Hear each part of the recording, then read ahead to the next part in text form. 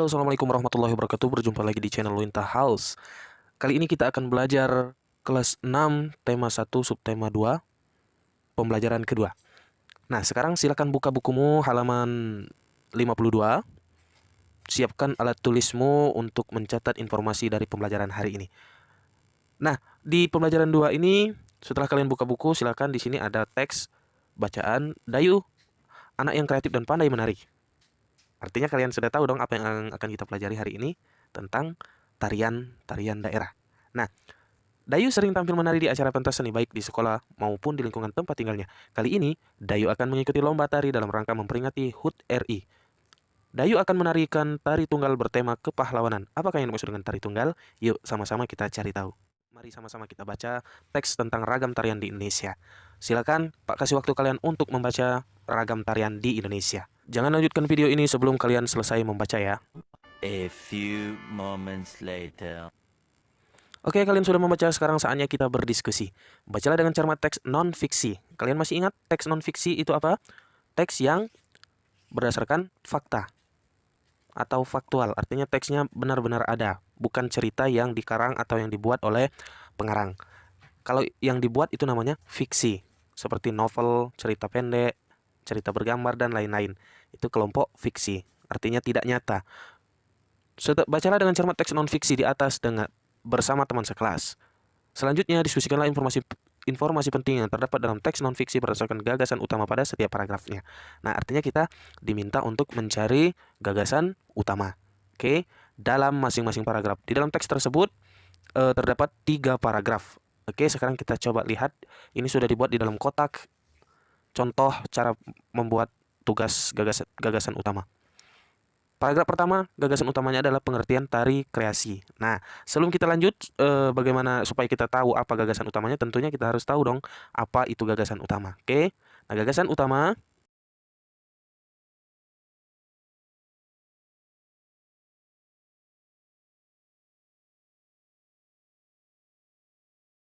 atau gagasan pokok adalah inti atau pokok dari sebuah pembahasan. Gagasan utama biasanya berupa kalimat dalam paragraf. Dengan kata lain, gagasan utama merupakan kalimat yang menjadi dasar dari sebuah penjelas atau pengembang dalam sebuah paragraf. Nah, gagasan utama biasanya terletak pada kalimat utama yang biasanya terletak bisa di awal atau di awal paragraf, di akhir paragraf, atau di awal dan di akhir paragraf. Untuk di awal paragraf disebut deduktif, sedangkan untuk di akhir merupakan induktif. Nah, adapun ciri dari gagasan utama yaitu dalam sebuah gagasan utama terdapat topik permasalahan. Apa yang dibahas dalam sebuah paragraf itulah yang disebut dengan gagasan utama. Gagasan utama dapat menjadi penjelas atau dapat dijabarkan. Kemudian gagasan utama dapat berdiri sendiri karena merupakan kalimat lengkap. Gagasan utama memiliki arti atau makna yang jelas, sehingga ketika kita membaca gagasan utama tersebut kita sudah paham. Bisa jadi gagasan utamanya pengertian tari kreasi. Artinya kita harus membaca, benar-benar membaca ulang kembali teks yang ada di paragraf yang ada di bukumu ini. Nah, coba kita lihat, Indonesia kaya akan budaya di antara karya tari. Setiap daerah memiliki karya tari kreasi yang berbeda-beda. Apakah yang dimaksud dengan tari kreasi? Tari kreasi adalah tari yang gerakannya merupakan perkembangan dari gerakan tari tradisional. Tari kreasi tidak memiliki aturan tertentu, baik gerak maupun aspek lainnya yang terdapat dalam tarian. Oke, sekarang tadi gagasan utamanya adalah tentang tari kreasi. Nah, apakah betul bisa menjawab pengertian tari kreasi? Oke. Nah, sekarang apakah betul gagasan utamanya demikian? Nah, jika kita melihat di paragraf pertama ini menjelaskan memang apa yang dijelaskan di dalam paragraf pertama ini menjelaskan apa itu tari kreasi. Nah, di sana inti atau pokok dari paragraf pertama itu adalah tentang pengertian tari kreasi. Karena dia menjelaskan pengertian dari tari kreasi.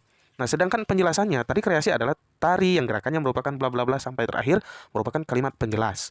Oke, jadi tepat sekali gagasan utama dari paragraf pertama adalah tentang pengertian tari kreasi. Selanjutnya, di paragraf kedua, kita baca lagi, ada 3 jenis tari kreasi, yaitu tari kreasi daerah tradisional, tari kreasi modern, dan tari kreasi kontemporer, dan seterusnya. Nah, dari kita membaca yang ini saja kita sudah tahu bahwa di paragraf ini menjelaskan tentang jenis tari kreasi. Jadi jawabannya adalah gagasan utama dari paragraf kedua adalah jenis tari kreasi. Nah, Itulah gagasan utama di paragraf kedua.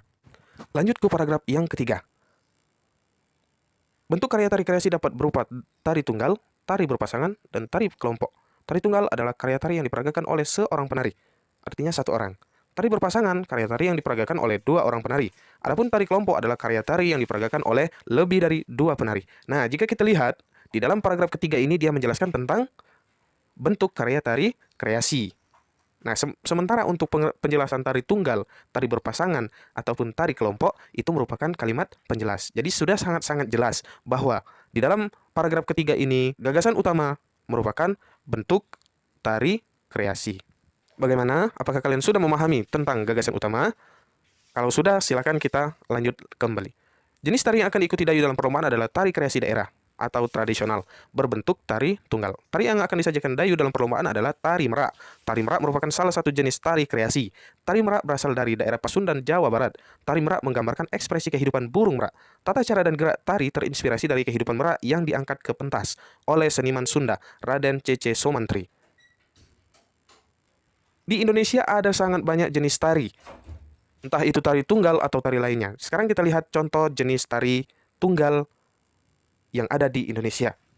Ada apa saja? Sekarang kalian bisa buka bukumu. Ada tari pendat berasal dari Bali, tari kandangan dari Jawa Barat, tari kelana topeng dari Yogyakarta, tari remo dari Jawa Timur. Nah, tarian daerah merupakan akar budaya nasional. Oleh karena itu, kamu berhak dan wajib melestarikan tarian daerah dengan cara mempelajarinya, tanpa membedakan asal daerah setiap tarian. Jadi, kamu tidak mesti, misalnya kamu dari kota Palembang, tidak mesti hanya mempelajari tari yang berasal dari kota Palembang atau Sumatera Selatan. Kamu bisa mempelajari tari dari daerah-daerah yang lain, di luar kota atau di luar pulau Sumatera.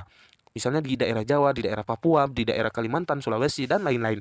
Karena itu termasuk wilayah NKRI. Jadi kita harus melestarikan, caranya adalah dengan mempelajari budaya-budaya daerah lain. Nah, selanjutnya kita diminta untuk berdiskusi. Dayu telah mengikuti perlombaan menari, ternyata perlombaan tari dibedakan atas dua kategori, yaitu kategori anak-anak dan remaja. Dua kategori ini didasarkan atas batasan usia.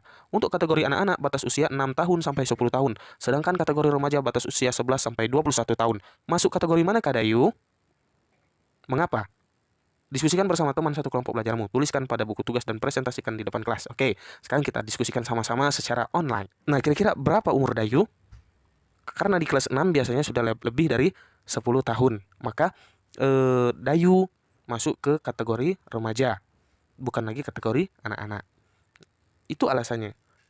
Selanjutnya, pengelompokan usia anak-anak dan remaja merupakan bagian dari tahap perkembangan manusia. Manusia akan mengalami beberapa tahapan perkembangan, mulai dari sebelum lahir, bayi, masa kanak-kanak atau anak-anak, masa puber, masa remaja, masa dewasa, dan usia lanjut. Dan ini tentunya sudah kita bahas di pertemuan-pertemuan sebelumnya. Kamu yang berusia 10-11 tahun termasuk masa awal pubertas. Bagaimanakah perbedaan masa kanak-kanak dan pubertas itu?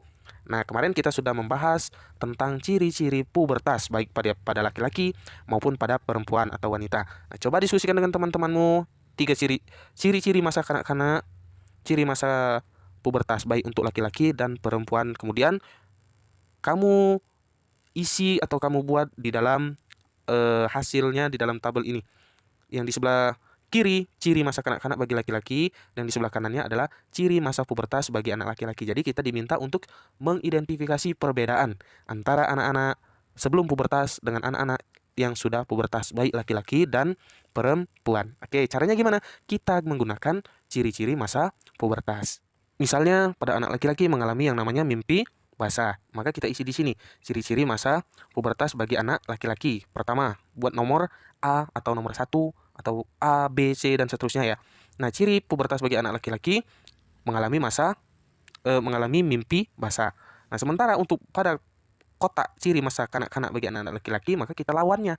Apa? Kalau ini sudah mengalami berarti ini belum mengalami masa pubertas. Kemudian ciri yang kedua, boleh kita mulai dari sini. Ciri masa anak-anak laki-laki. Anak laki-laki itu belum ada yang namanya kumis, jenggot, jambang, atau bulu dada, dan lain-lain. Nah, itu menjadi isian kita. Nomor 2, yaitu belum memiliki kumis, janggut, jambang, dan lain-lain. Nah, ciri masa pubertas bagi anak laki-laki, kita tulis memiliki kumis, janggut, walaupun belum begitu terlihat, tapi sudah muncul tanda-tanda perkembangan kumis, janggut, jambang, dan lain-lain tersebut. Oke, lanjut. Dan seterusnya, sampai dengan selesai dan juga kepada di bagian ciri-ciri masa kanak-kanak bagi anak perempuan dan ciri-ciri masa pubertas bagi anak-anak perempuan. Nah, isian lengkap silahkan kalian lihat berikut ini.